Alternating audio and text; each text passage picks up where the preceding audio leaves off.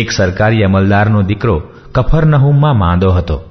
એ માણસે ઈસુ યહૂદિયામાંથી ગાલિલ આવ્યા છે એમ સાંભળીને તેમની પાસે આવી વિનંતી કરી કે, મારો દીકરો મરવાની અણી ઉપર છે, તેને આવીને સાજો કરો.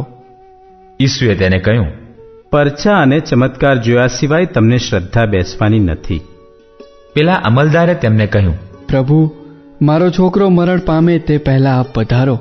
ત્યારે ઈસુએ તેને કહ્યું, જા, તારો દીકરો સાજો સમો છે.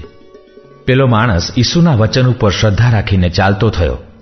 તે હજી રસ્તામાં હતો ત્યાં જ તેના નોકરો તેને સામા મળ્યા અને તેમણે સમાચાર આપ્યા કે તમારો દીકરો સાજો સમો છે. એટલે તેણે તેઓને પૂછ્યું કે એને ક્યારથી સારું થવા માંડ્યું? તેઓએ કહ્યું, ગઈકાલે બપોર પછી 1 વાગે એનો તાવ ઉતરી ગયો. બાપ સમજી ગયો કે ઈસુએ એને કહ્યું હતું કે તારો દીકરો સાજો સમો છે.